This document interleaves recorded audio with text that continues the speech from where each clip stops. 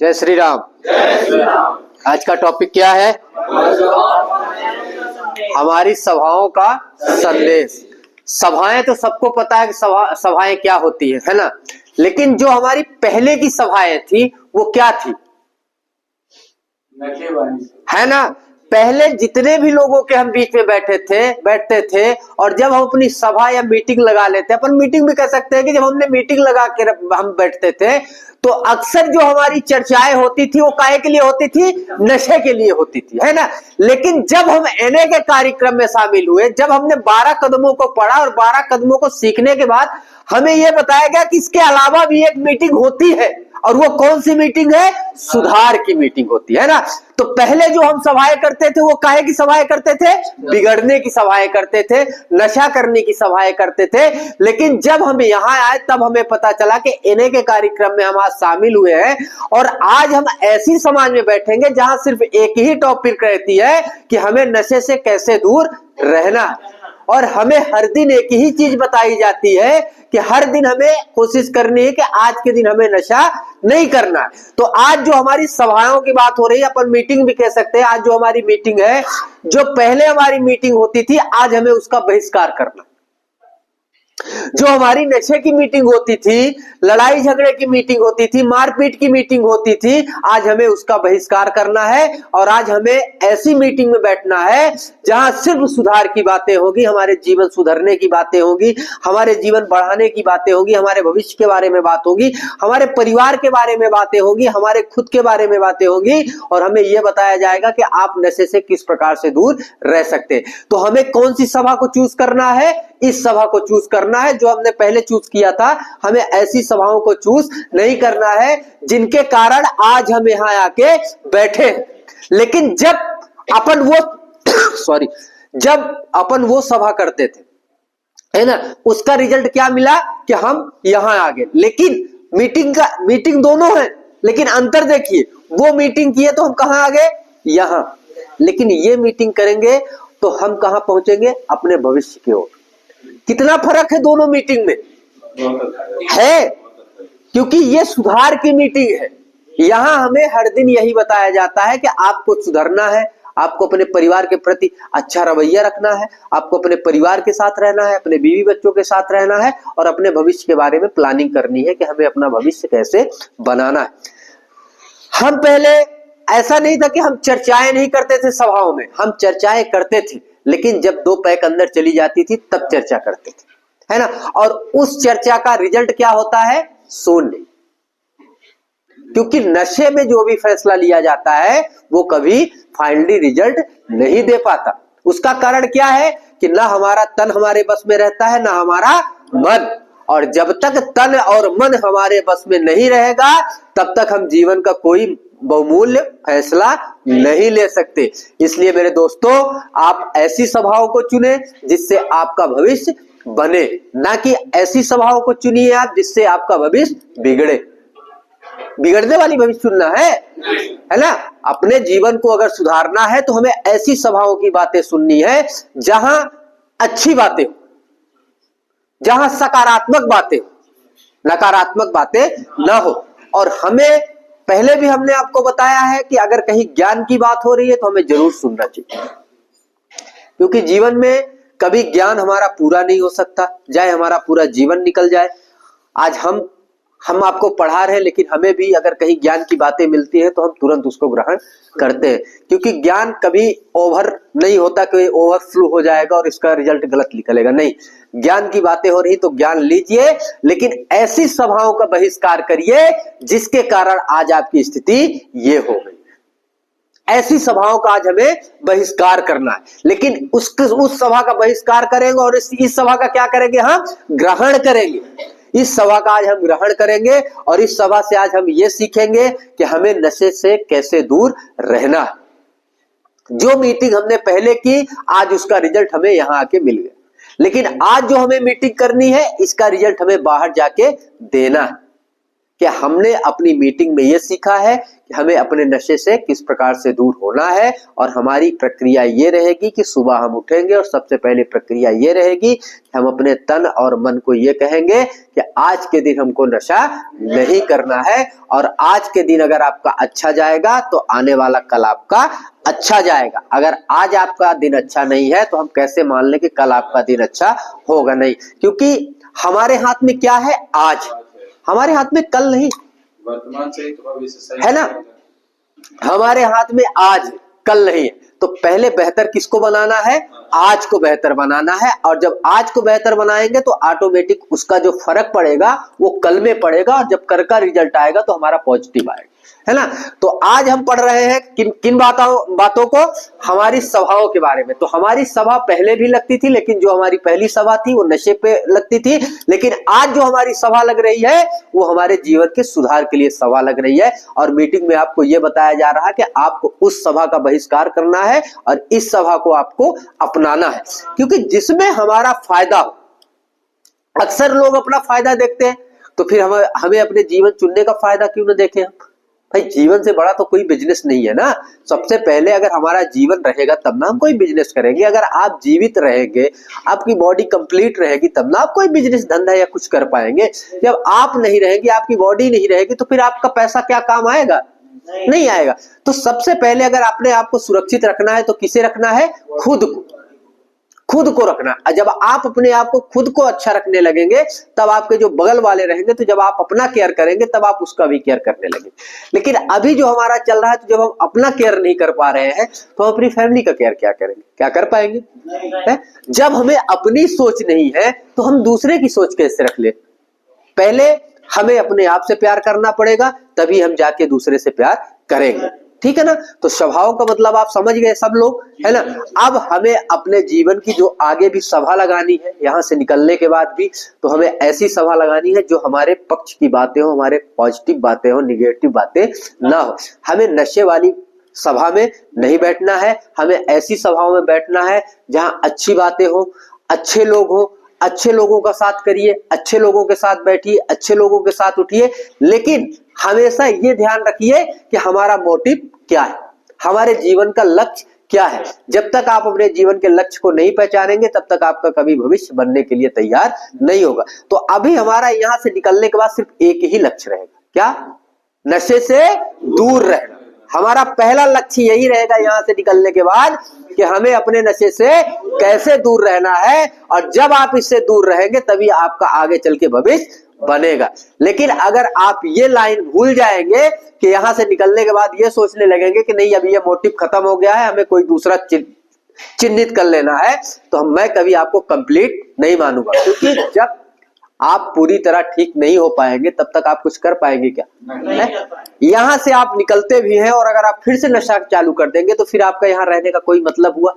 आपके घर वाले इतने परेशान हुए, इतना पैसा परेशान किया, कैसे व्यवस्था करके आपका इलाज करा रहे हैं, है ना। समाज को कैसे बता रहे हैं कि हमारा बच्चा कहाँ है ना। कितनी बातें छुपाना पड़ रहा है, कितनी बातें अपने आप में रखनी पड़ रही है कि ये किसी को ना पता चले कि हमारा बच्चा नशा मुक्ति केंद्र गया था, है ना।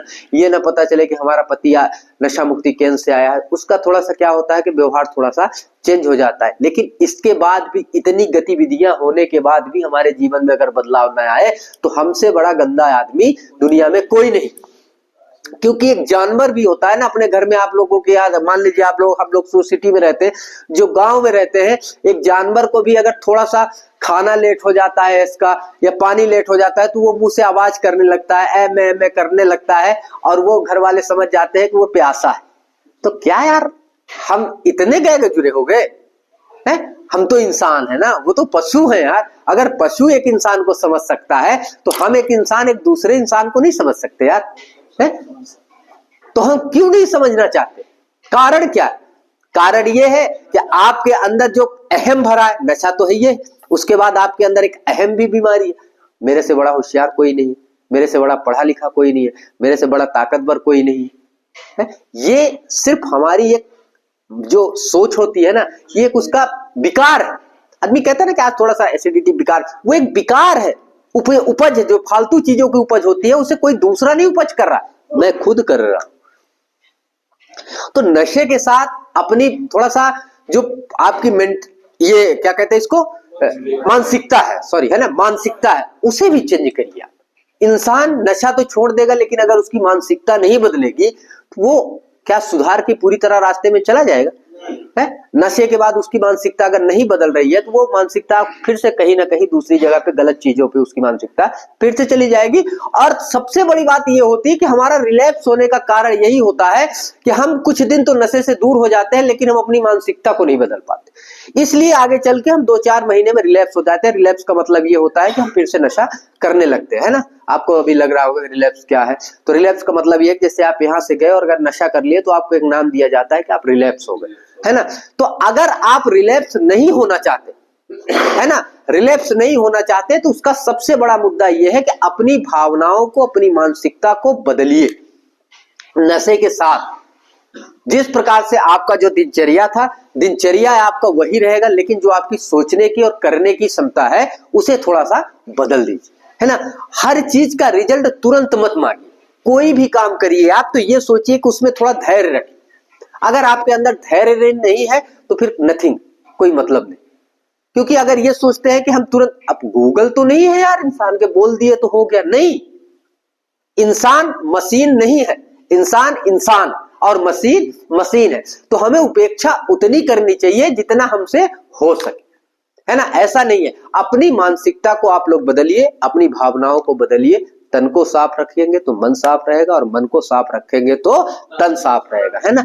इन चीजों को हमेशा गौर रखिए। अगर अपने माइंड को फ्रेश रखना है तो फ्रेश खाना खाइए, फ्रेश लोगों के साथ बैठिए, फ्रेश चीजें सोचिए, फ्रेश मतलब जो भी काम करे तो थोड़ा सा फ्रेश रहे, है ना। और उससे क्या होगा कि आपका जो दिमाग है वो थोड़ा सा संतुलित रहेगा, कोई भी फैसला लेंगे तो अच्छा रहेगा, है ना। और जब आप हड़बड़ी में कोई काम करेंगे, जल्दबाजी में कोई काम करेंगे कि नहीं है मुझे तुरंत ही रिजल्ट पाना है, तो वो काम कभी सक्सेस नहीं होता। कोई भी बड़ा काम करिए, सबसे पहले उसमें धैर्य रखिए, उसको करने के लिए थोड़ा सा टाइम लीजिए, उसको समझिए। हमसे नहीं हो पा रहा, हमसे कुछ लोग बड़े भी हैं, हमारी माँ है, हमारी बहन है, हमारे और रिलेशन वाले हैं, दादी है, बब्बा है, बड़ा भाई है, चाचा है, मतलब अनेक रिश्ते, है ना।